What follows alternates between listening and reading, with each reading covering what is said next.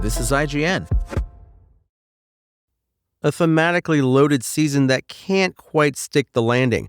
This is your IGN review of Invincible Season 3 by Siddhant Adlakha. A strong season that ends on a bummer note.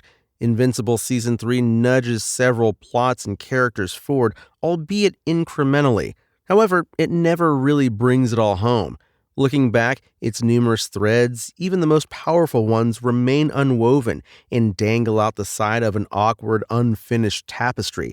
It's hard not to see these 8 episodes as incomplete, despite all they do correctly.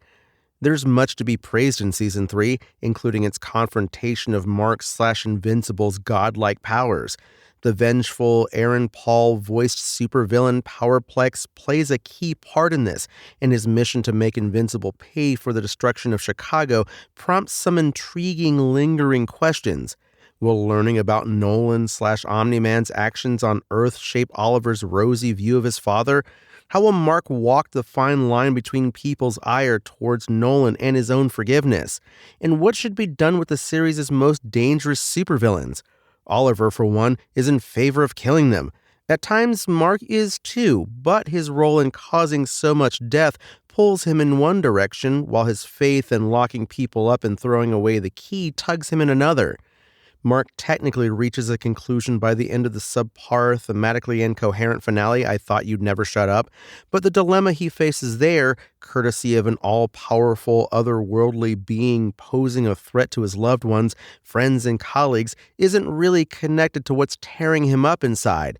Across Season 3, he reckons with the complex factors that might push someone into a life of crime, whether they're a dire financial situation or deep hurt caused by Mark himself.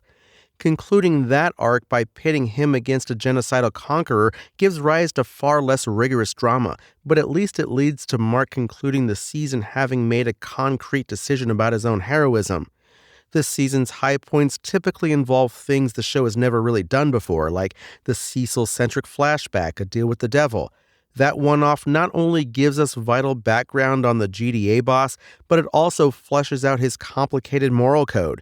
It's hard not to wish such care and attention had been paid elsewhere, for instance, to the ever-evolving Nolan, who only appears in a handful of scenes by the end of the season. There's also all that Angstrom-Levy business, which feels like an incomplete holdover from Season 2, given how much of it is set up in post-credit scenes. The interdimensional supervillain's time on Invincible is no closer to resolution, but at least it yields the fun prospect of a number of Invincible variants for Steven Yeun to voice. Sadly, facing down numerous evil copies of himself doesn't seem to have made much of a mark on Mark either, one of several half-baked late-season developments.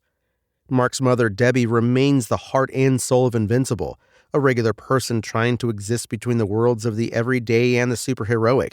And in Season 3, that balance includes dating the delightfully out-of-his-depth real estate agent Paul. It's hard not to love her. Supporting characters like Kate, Immortal, Rex, and Ray veer in and out of focus, usually once per episode, though it's hard to see much having come from these appearances. None of it feels organic. Instead, things change because the scripts and the comics that inspired them say they should.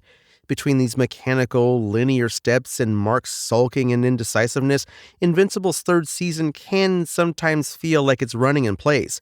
This may not always be a negative thing, given how much of it involves Mark revisiting the past, but that eventually bleeds into what's happening around him in the here and now, like how the action of the finale mirrors but doesn't make the same impact as Season 1's devastating conclusion. Despite some moments that feel haphazard and toothless, the good outweighs the bad, with these episodes and Invincible as a whole.